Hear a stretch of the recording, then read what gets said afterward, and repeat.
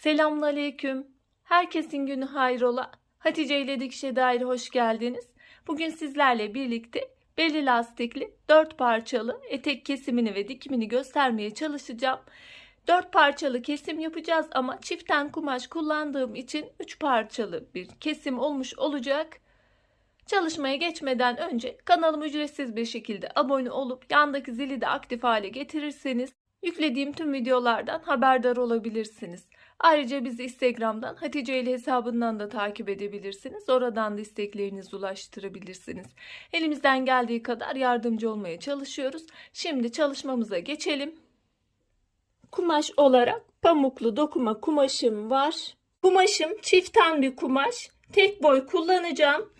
Kumaş eninde, kumaşın kenarında dokuma yönünde ilk kenarları oluyor. O kısımları çıkardım. Çünkü kasmaması için kumaş enim 160 santim. Genelde 150 oluyorlar. Arada bir bu şekilde olabiliyor. Çiften kumaşlar ortalama olarak 150 santim. 140 olanı da var.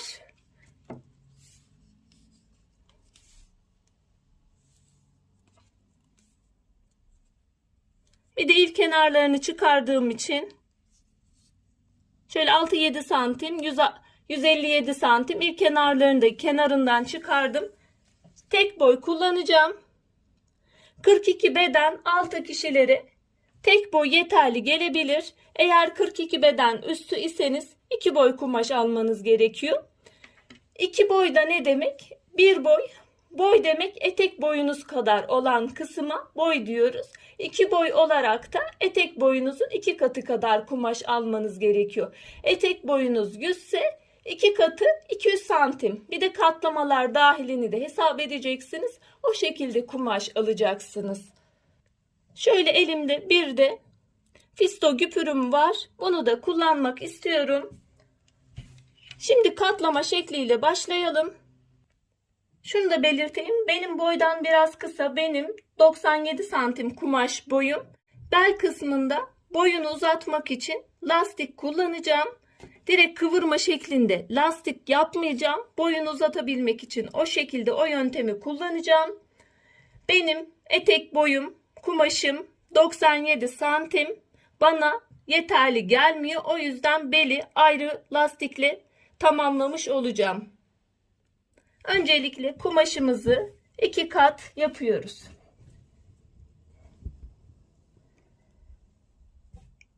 Şunu da belirteyim. Elimde çiften kumaş yok. Tek en kumaş var.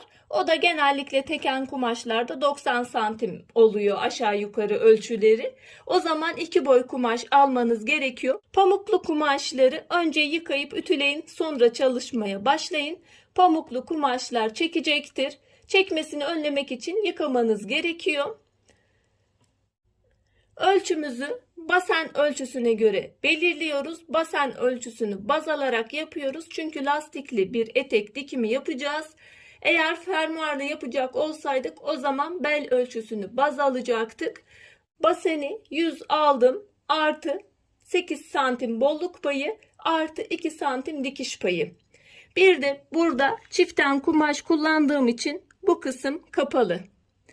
Eğer bu kısmı da açacaksanız sorun yok. Bu kısmı açmayacaksınız. 3 parçalı kesim yapacaksanız arkaya da bırakabilirsiniz, öne de bırakabilirsiniz. Ben bütün olan parçayı arkaya bırakacağım. Orası kumaş katı olduğu için aynı şekilde ölçü alıp keserseniz kumaşların farkı olacaktır. Burada çünkü dikiş payı olması gerekiyor. Burası açık taraf. O yüzden ben şöyle 1 santim şunu katlayarak gösteriyorum. Düğmeli de yapacaksanız düğme kısmını ayırırsınız. Ondan sonra çalışmaya başlarsınız. Ölçüyü o şekilde alabilirsiniz. Ben burada sadece dikiş payı bırakarak devam ediyorum. Şöyle 1 santim ayırıyorum dikiş payı için. Kumaşımın dengeli olabilmesi için parçalarının, bunu yapmasak nasıl olur derseniz aynı şekilde kesersiniz. Sonra parçaları eşitlersiniz. Tüm olan arkada kumaş katı olan tarafından dikiş payını çıkarırsınız yanlardan. O şekilde yapmış olursunuz. Buradaki dikiş kısmını da ayarladıktan sonra şimdi ölçümü alıyorum. Ben baseni 100 aldım. Artı 8 bolluk payı artı 2 dikiş payı 110 yapıyor. 110'u da 4'e bölüyorum. 27,5. Benim bel ölçüm 27,5.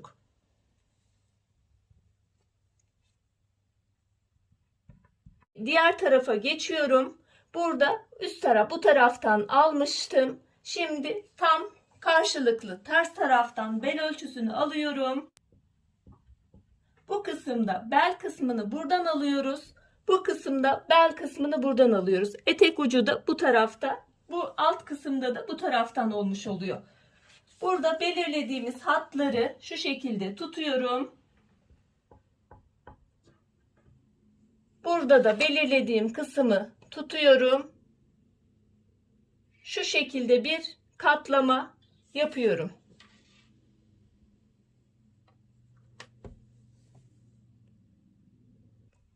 Şöyle daha net bir şekilde gözüksün. Katlama şeklimiz bu şekilde. Şimdi parçalarımızı ayırıyoruz. Ölçümüzü aldıktan sonra kesim bundan ibaret. Eğer kumaşınız kısıtlıysa en ideal kesim 4 parça şeklinde kesmek.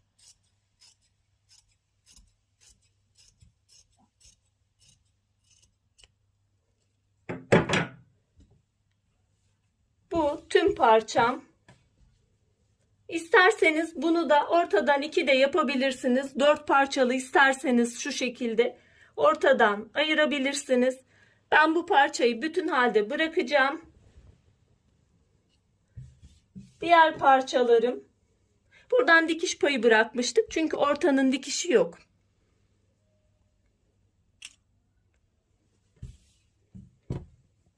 Buradan 2 parça elde ettik.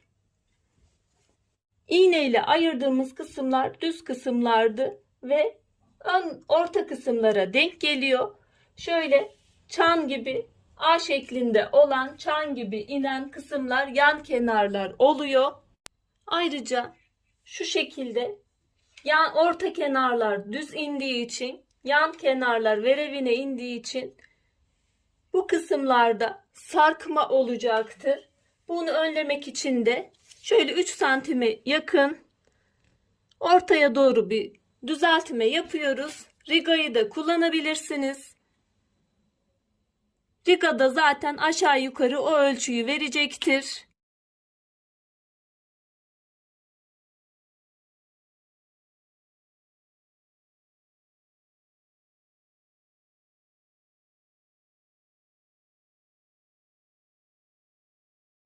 Etek ucunda da bir düzeltme yaptık.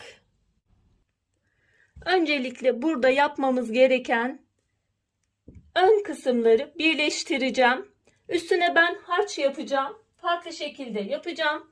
Eğer harcım şöyle iki tarafı da aynı şekilde olmuş olsaydı tek ortaya bunu yerleştirecektim. Benim bu tarafı açık.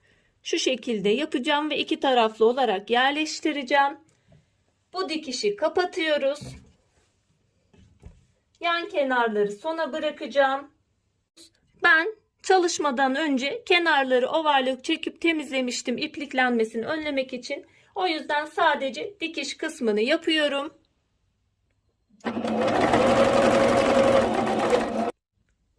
Ön parçanın orta kısmını diktik. Şimdi ben overlock baştan çektiğim için şu şekilde ayıracağım. Her iki tarafa da doğru yatıracağım. Şu şekilde ütüyle her iki tarafa da yatırdım. Şimdi bu kısımdan ön kısmın için harç dikeceğim. Küpürümün overlocksuz kısmını şu şekilde arkaya alacağım. Şu şekilde yapıyorum. Dikişin tam ortasına yerleştiriyorum. Sağına ve soluna 2 tane yapacağım. Bu tarafını da aynı şekilde yapıyorum. Ve tamamlamış olacağım. Eğer zaten güpürünüz bu şekilde ise her iki taraflı tam orta güpürse Tek bir tane güpürde o dikişi kapatabilirsiniz.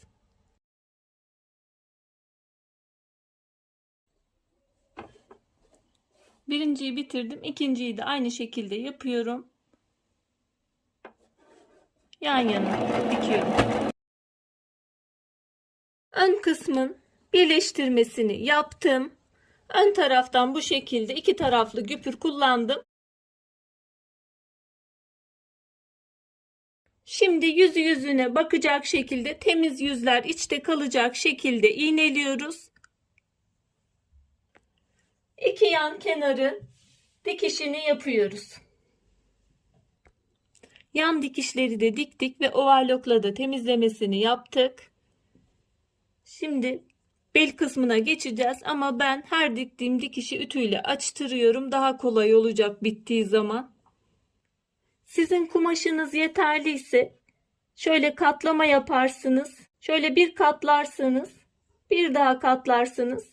İçinden lastiği geçirirsiniz. O şekilde de yapabilirsiniz. Kumaşım yeterli olmadığı için ben lastiği direkt dışında bırakacağım. Şu şekilde bir geçirme yapacağım. Lastiğin ölçüsünü 38-40 bedenlerde ortalama olarak 70 santim olarak alıyorum. Bu lastiğin esnekliğine de bağlı. Benim elimdeki lastik çok gevşek bir lastik değil. Aşırı derecede esnek değil. O yüzden 70 alıyorum. Normalde kanal geçirirken, diğer şekilde lastik yaparken şu şekilde lastiği birleştiriyorduk.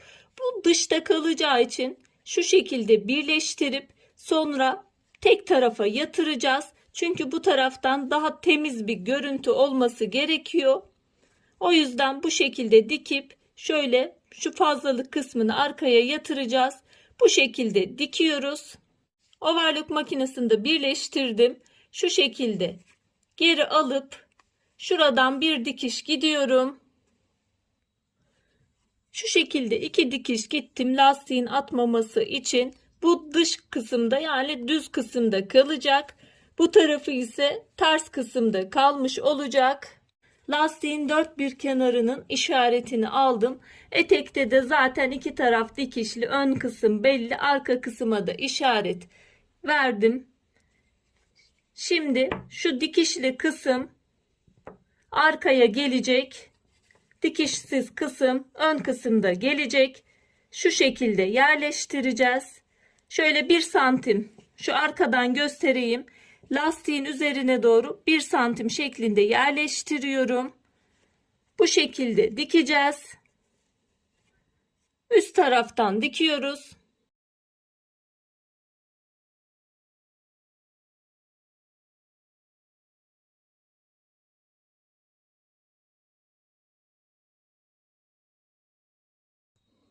İğneden iğneye olan kısımları çektirerek dikiyoruz.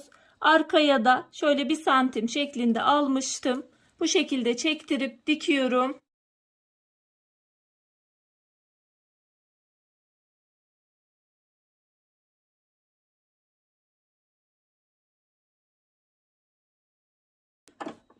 Sıfırından dikmiyorum da bir 2-3 milim yukarısından dikiyorum.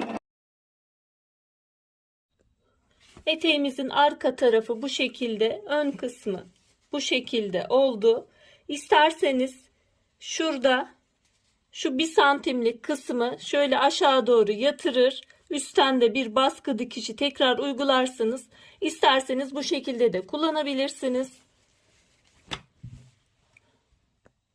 Bel kısmını bitirmiş olduk. Etek ucuna geçeceğiz. Eteğimizin uç kısmı temiz yüzler yukarı bakacak şekilde. Güpürümüzde de tersine düzüne bakıyoruz.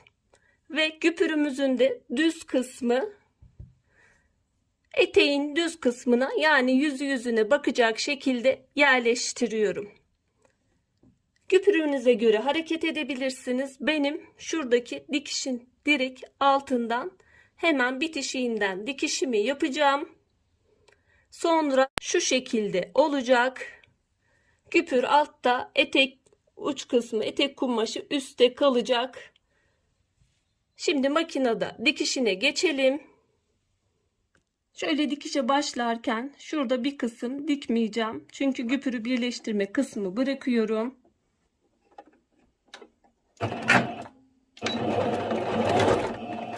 Direkt şurada benim dikişimin alt kısmından başlıyorum. Burada da etek ucuyla güpürümü sıfırlıyorum. Bu aralık zaten 1 santim aralığında. Bu şekilde dikiyorum.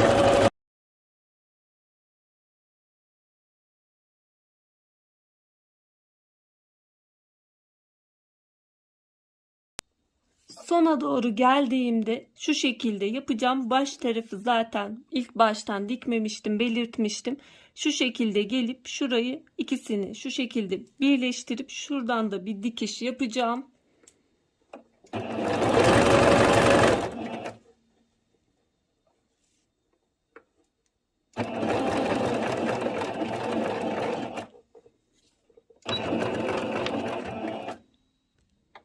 Şöyle çıkarıyorum. Şuradan da ikisini birleştiriyorum.